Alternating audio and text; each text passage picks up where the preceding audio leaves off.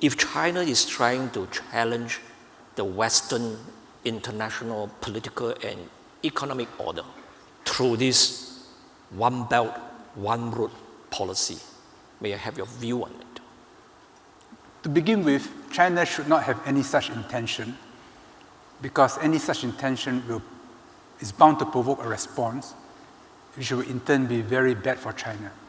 But I don't believe that China has any such intention, because that is not in the nature of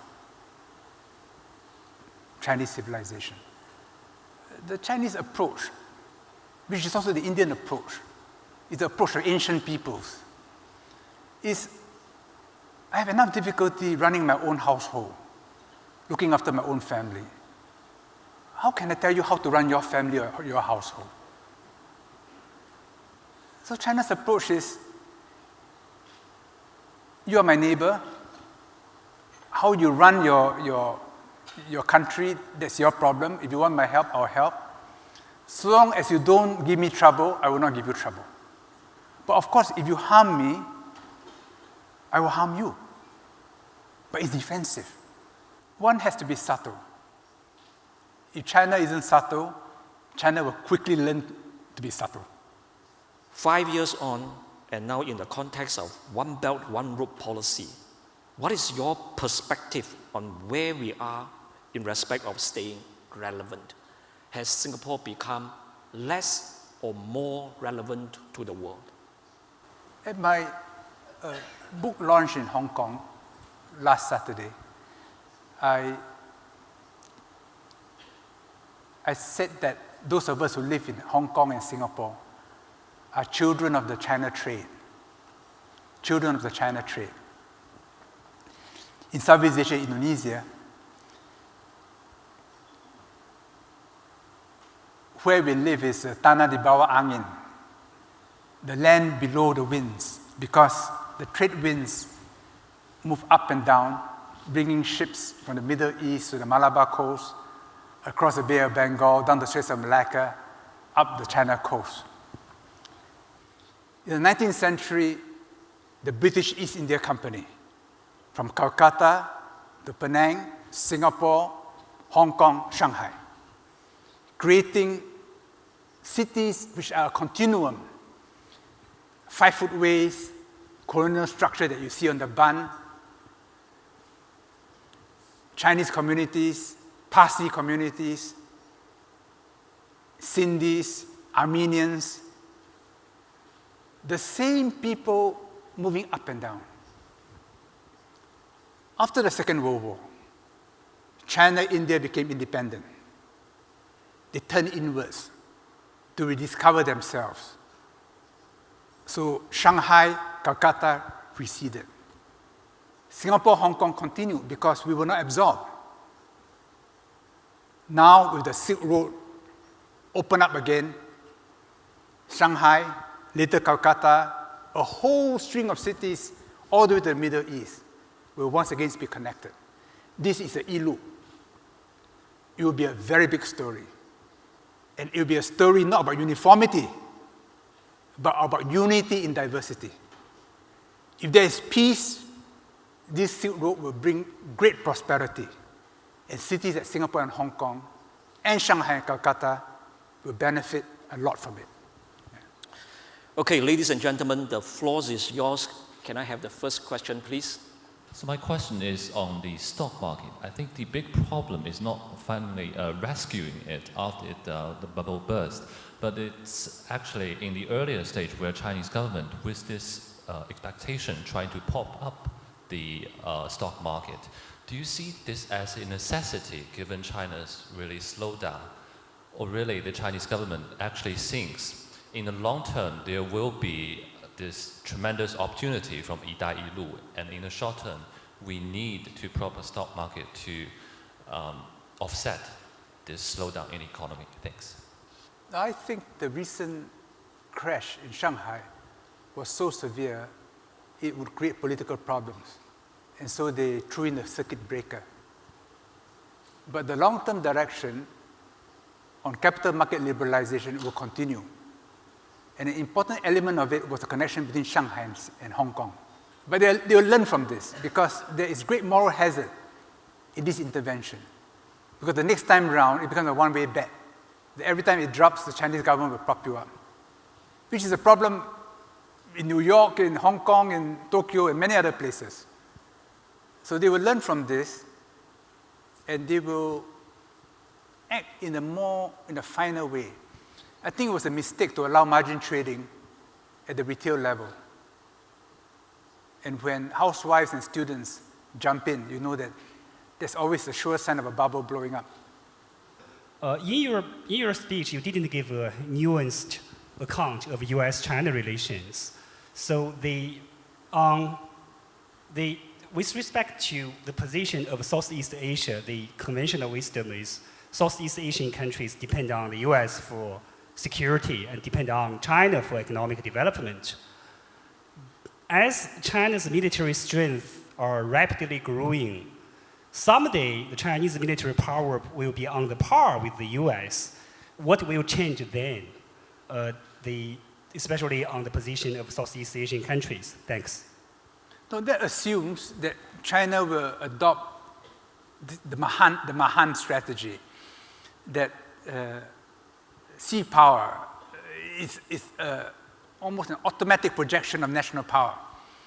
Professor Wang Gungwu has written extensively about this, that China at heart is a continental power, not a maritime power.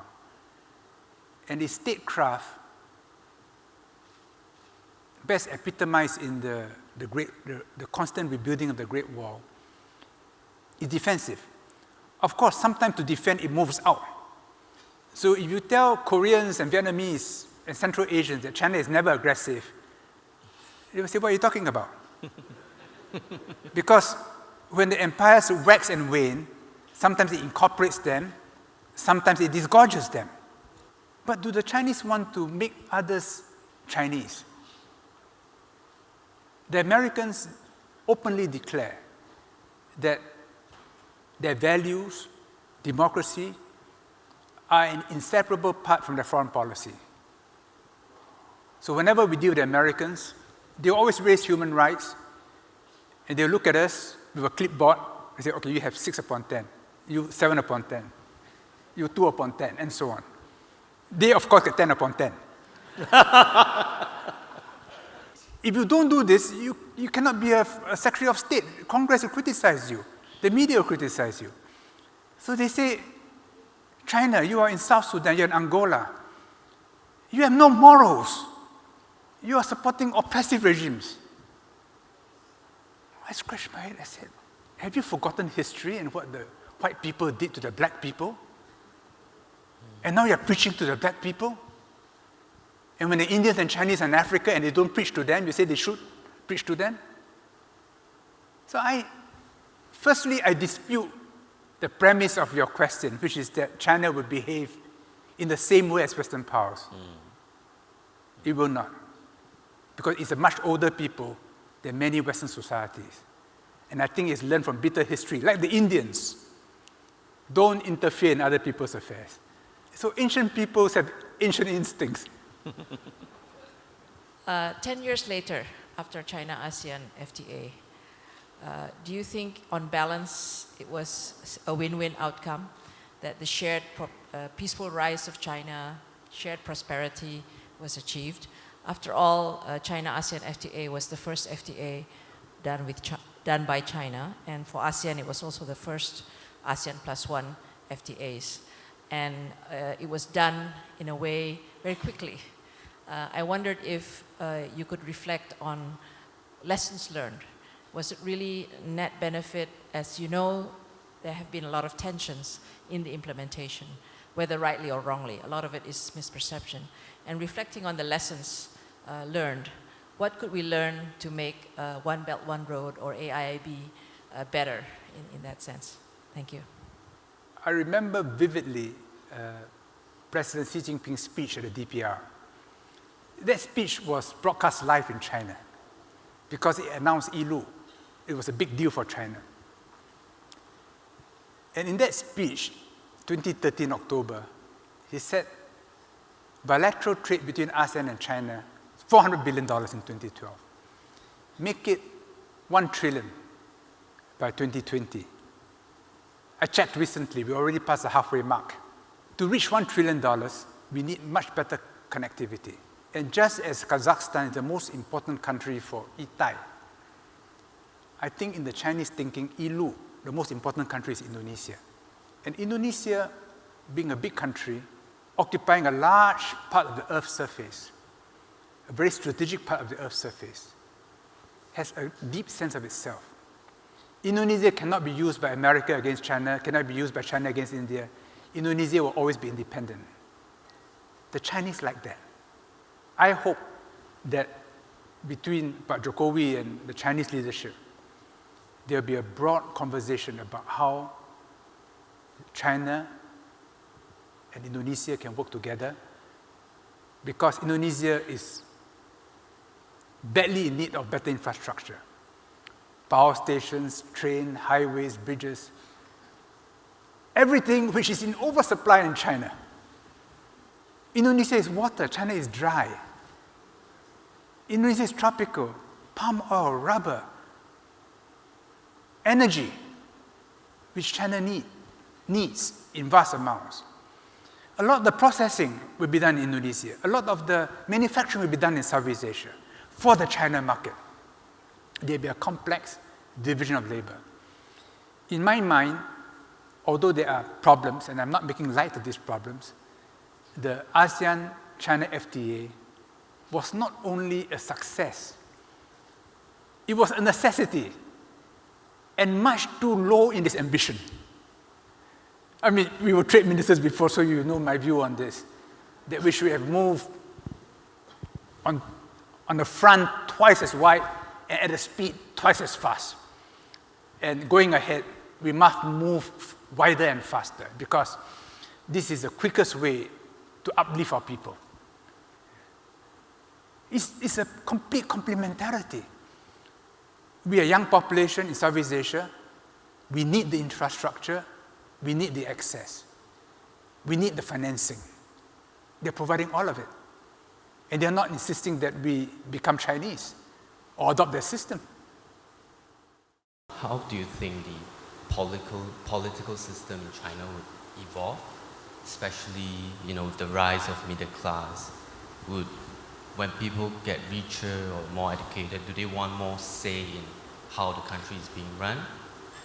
China is unusually homogeneous.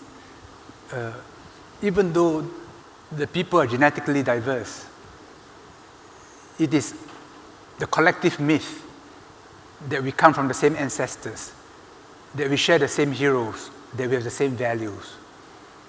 And the idea of one China is very deep in Chinese political culture. That if China is divided, it is an incomplete China. So this, even when they're killing each other, each is killing each other for the same idea of one China.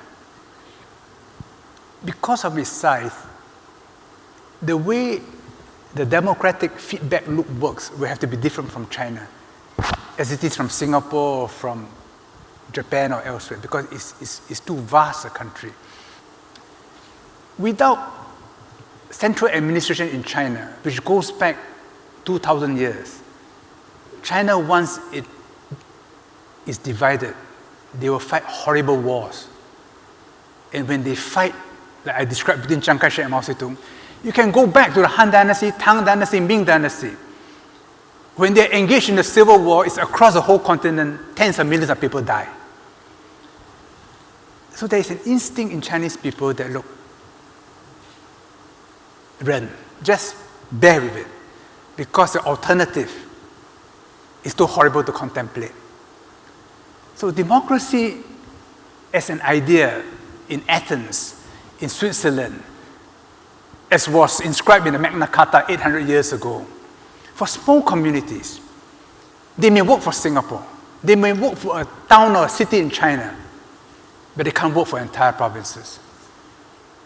I tell my European friends, it is as if the German Chancellor cannot be German, the French President cannot be French. But China has done this for hundreds of years. So when we talk about democracy in China, we have to be mindful of a very different evolutionary history creating the Chinese DNA. You mentioned a couple of times of Vietnam in your earlier speech. What's your view of Vietnam in the context of Itailu, the future of Vietnam? Thank you. Beyond Tai Chi and yoga, India and China have fought a war. China is building ports in Sri Lanka and in Pakistan. And the Indians feel a little bit threatened. And there's a lot of defense build-up starting in India. There were arms race going on. So the question of trust again between these two countries. Your thoughts on that? Right. First, Vietnam. Vietnam has a long, complex love-hate relationship with China. From Han to Tang, Vietnam was part of China. After it became independent, every time a Chinese dynasty rose, it presses on Vietnam. Vietnam had to fight back, stalemate, peace agreement, then Vietnam follows China. This was a rhythm I learned reading John Fairbanks, the famous Harvard professor, in his book, The Great Tradition, or Tradition and Transformation, the subsequent edition. And it's the same pattern. Today, the quarrels are between the two foreign ministries, between the two communist parties, intimate relations, between the two armed forces, formal relations. So when we read in the newspapers that there's a lot of fight between Vietnam and China, there's only one dimension. When the Zhong Suu from Vietnam met Xi Jinping in Beijing, I read carefully the joint communique. That relationship is okay. And when I crossed the border last year between Vietnam to Nanning, many things happening on both sides. And it's just the beginning. Yes, there are quarrels over islands in the South China Sea. But I think they are manageable. There could be some tense moments, some misreading, people could die. But I think on the whole, the relationship will be properly managed. China-India has a long relationship, never fought each other, except for a short border war in 1962, which has been largely forgotten in China. But remembered in India because India lost. And for a long time, the Indians thought that the Chinese attacked India unprovoked. Neville Maxwell wrote that famous book, China's India War, India's China War, I can't remember now. But I'm told there was an internal inquiry, which is still classified, report in India. And the picture is not so clear. And that Neville Maxwell's account may not be that far wrong. I believe that when political relations improve, you'll find many problems once thought unmanageable to be quite manageable. Mr. Yeo, it's always very engaging, very meaningful to talk to you as always. And with your permission, I will draw this dialogue to a close. And ladies and gentlemen, let's give a warm round of applause to Mr. Yeo.